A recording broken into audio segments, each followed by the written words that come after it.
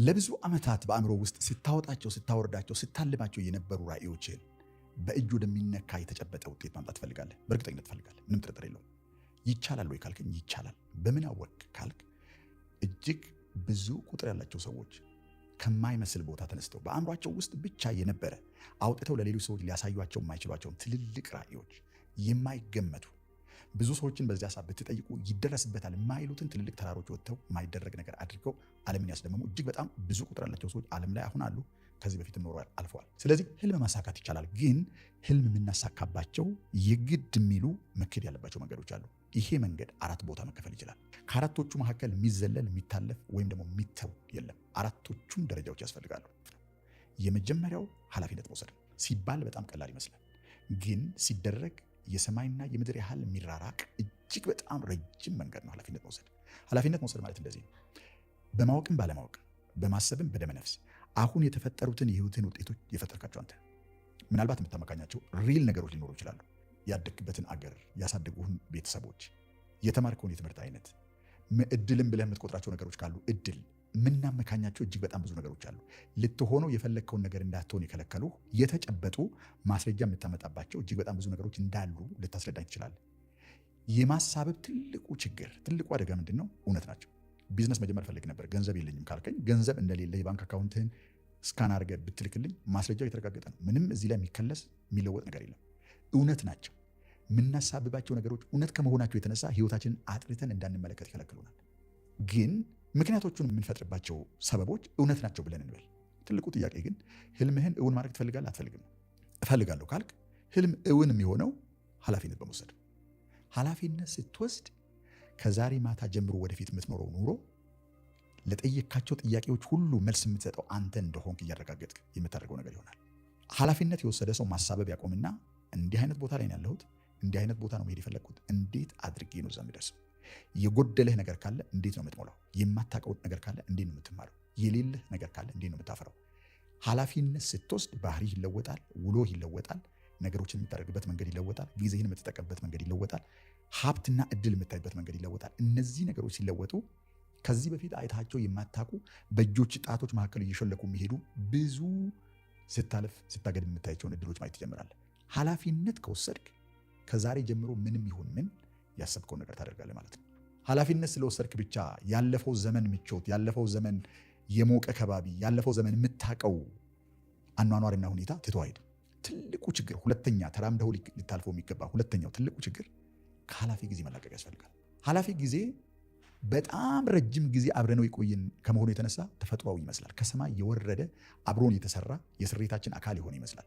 በማጣት ውስጥ ረጅም ጊዜ ከኖር ማጣት ተፈጥሯዊ ይመስላል ለውስጥ ማንነታችን። ባለማወቅ ብዙ ነገሮችን ሞክሮ በመውደቅ ብድር ጠይቆ ባለመሳካት የምንጠቅሳቸው የኃላፊ ጊዜ ውጤቶች ካሉ በጣም ታንጂብል ተጨባጭ የሚታዩ የሚነኩ ከመሆናቸው የተነሳ እነዚህን እውነት የመሰሉ ነገሮች ትቶ ሌላ እውነት የማይመስል ነገር ስጋ ማልበስ እጅግ በጣም ይከብዳል። ሁለተኛው የምትሰራው ስራ ከኃላፊ ጊዜ መላቀቅ ነው። እዚህ ጋር አሁን የምጠይቅ ጥያቄ አንድ ነው። ማደግ ትፈልጋለህ ወይስ አትፈልግም? ማደግ እፈልጋለሁ ካልክ ማደግ የሚጠይቃቸው መመዘኛዎች አሉ።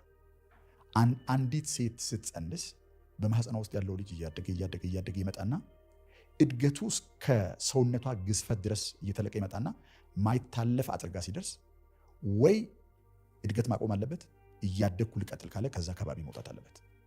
እዚያ ከባቢ ውስጥ ባለበት ሰዓት ሙቀት፣ ምቾት፣ ምግብ፣ ኦክሲጅን ሁሉንም የሚፈልገውን ነገር የሚያገኘው ከዛ ነው። ስለዚህ ልደግ ብሎ ከወሰነ ከማህፀን መውጣት ያስፈልጋል። በጣም የሚገርመው ነገር ከዛ ምቾት፣ ከዛ ሙቀት፣ ከዛ የተከለለና የተጠበቀ ከባቢ ሲወጣ የመጀመሪያ የሚገጥመው ነገር ከዚህ በፊት አይቶት የማያውቀው ከባቢ ነው። ይበርዳል። ማን እጅ እንደሚወድቅ አያውቅም። ምንም የሚያውቀው ነገር የለም። ስለሚገባበት ዓለም የሚያውቀው አንዳችም ነገር የለም። ማደግ አንዱ በሰው ልጆች ላይ የሚፈጥረው ስነ ልቦናዊ ጫና ምንድን ነው? ወደማናውቀው ዓለም ነው የምናድገው። ወደማናውቀው ዓለም ነው የምንገባው። ልክ ይሄ ሲሆን እትብቱ ይቆረጣል። ከውስጥ ያገኝ የነበረውን ምግብ፣ ኦክሲጂን፣ የተለያዩ ኒውትሪየንቶች፣ ሙቀቱን፣ ሴፍቲውን ይሄ ሁሉ ይቀርና ከውጭው ዓለም ጋር መነካካት ይጀምራል። ለመጀመሪያ ጊዜ ተጠቅሞበት የማያውቀው ምላሱን መጠቀም የሚጀምረው በዛ ሰዓት ነው። ለመጀመሪያ ጊዜ ተንቀሳቅሶ የማያውቀው ሰውነቱ ተፍታቶ እንደ ሰው ተዘርግቶ መቀመጥ የሚጀምርበት ጊዜ ይዛ ነው። ስለዚህ ልደግ ብለህ ካልክ ከምታውቀው ከሚሞቅህ ሁሉን ነገር ባለህበት ቦታ አምጥቶ ከሚያማሙቅህ ከባቢ ወጥተህ ከዚህ በፊት አይተኸው ነክተው ወደማታውቀው ዓለም መውጣት ያስፈልጋል። ከባለፈው ዘመን ጋር አብረን እየተሻሸን አብረን እየኖርን ወደ ሌላ ወደማላውቀው ዓለም ልደግ ብሎ ማለት ከማህፀን ልውጣ ግን እትብቱ አይቆረጥ አብሮኝ ይኖር እንደማለት ነው። ስለዚህ ከኃላፊ ጊዜ መላቀቅ እጅግ በጣም አስፈላጊ ነው። ልክ እትብታችን ተቆርጦ ከመጣንበት ዓለም ጋር እንደምንለያየው ከዚህ በፊት ከምናውቀው ሲያማሙቀን ከነበረ ከኖርንበት ተመልሰን ከምናገኘው ዓለም መለያየት መልመድ እጅግ በጣም አስፈላጊ ነው። ኦኬ ወጣሁም ሪስክም ወሰድኩ ከዛ በኋላ ምን ላድርግ ብለህ ካልክ ቀጥሎ የሚሆነው ነገር የመጀመሪያዋን እርምጃ ከመውሰድ ቀድሞ ወዴት አቅጣጫ መሄድ እንደምትፈልግ ቁጭ ብለህ ክራፍት ማድረግ ያስፈልጋል። ምናልባት ገና ስትጀምረው መጀመሪያ ላይ ቁልጭ ያለ ራዕይ ላይ መጣልህ ይችላል። ግን ልብህን በደንብ አድርገህ ካዳመጥከው ምናልባትም ደግሞ አማኝ ከሆንክ በፈጣሪ በደንብ አድርገህ ከጸለይክ ምራኝ፣ ማድረግ ወደሚገባኝ አቅጣጫ፣ መሆን ወደሚገባኝ ሰው፣ መሄድ ወደሚገባኝ መንገድ ምራኝ ብለህ ብትጠይቅ ልብህ ላይ የሚመጣ አቅጣጫ የሚጠቁምህ ነገር ይኖራል። በእርግጠኝነት የሚነግርህ ነገር።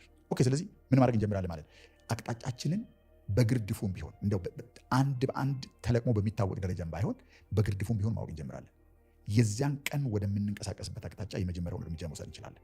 የምንሄድበትን አቅጣጫ ሳናውቅ ለመጀመሪያም ለመጨረሻም የሚሰጠንን ውዱን ህይወታችንን በየመንገዱ ላይ ማዝረክረክና ማባከን አያስፈልግም። ስለዚህ ምንድን ነው ማድረግ ያለብን? ቁጭ በልና ህልምህን ንደፍ።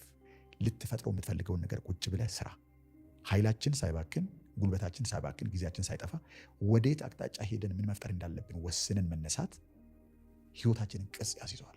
ራዕያችንን ለማወቅ በምናደርገው ጥረት ላይ ጊዜ ቢጠፋ ይሻላል። ዝም ብለን በደም ሻሻው ከምንሸመጥጥ መንገድ ከምንጓዝ ከየት ተነስተን ወዴት ብንሄድ ነው ህይወታችንን ኢንቨስት ማድረግ የሚያዋጣን ብለን መጠየቅ ያስፈልጋል። ህይወት በጣም ውድ ነገር ስለሆነ። ከዛ ቀጥሎ ግን እንግዲህ ተመልከቱ፣ ከኃላፊ ጊዜ ስንላቀቅ ኃላፊ ጊዜ ይተወናል፣ እየተወን ይመጣል። ትኩረታችንን ከኃላፊ ጊዜ፣ ከከሰርነው ኪሳራ፣ ከደከምነው ድካም፣ ካላወቅነው ካጣነው ከምናምን ትኩረታችን እየተነሳ ሲሄድ ኃላፊ ጊዜ እየለቀቀን የወደፊቱ ጊዜ እየሳበን ይሄዳል። ግን ወደፊት የሚባለው ጊዜ አሁን ላይ እስካልመጣ ድረስ በእጅ መነካት አይችልም። ስለዚህ ቀጥሎ ያለው የመጨረሻው አራተኛው ነጥብ በሚመጣው ዘመን ውስጥ ልትኖረው የፈለግከውን ያን ትልቁን ራዕይ ወደዚህኛው ሰዓት አምጥተህ በእጅ መንካትና መስራት መኖር መጀመር ያስፈልጋል። ራዕይ ይኖራል እንጂ አይታለምም። በቀን በቀን እየኖርን ስጋ እያለበስን ከዕለታት አንድ ቀን ራዕይ መሆኑን ረስተን ስንኖርበት ራሳችን እስከምናገኝ ድረስ ወደዚህኛው አፍታና ወደዚህኛው ቦታ አምጥተን በእጅ መንካት፣ በስሜትና በሀሳባችን መዳሰስ መጀመር ያስፈልጋል። ራዕይ ወደዚህኛው አፍታና ወደዚህኛው ቦታ መጥቶ መኖር ካልተጀመረ እንዲሁ በአእምሯችን ውስጥ እንደተመላለሰ ዓመታት ሊፈጅ ይችላል። ግን የምንፈልገውን ውጤት እናመጣበት። አራቶቹን ነገሮች ካደረግ ካለበት ቦታ ተነስተ የምትፈልገውን ነገር በፈለግከው የጊዜ ፍሬም ውስጥ ማከናወን ትችላለህ። አራቶቹን ነገሮች ካደረግን ህይወታችንን ወደምንፈልገው አቅጣጫ መለወጥ እንችላለን። ህልሞቻችንን ስጋ ማልበስ እንችላለን።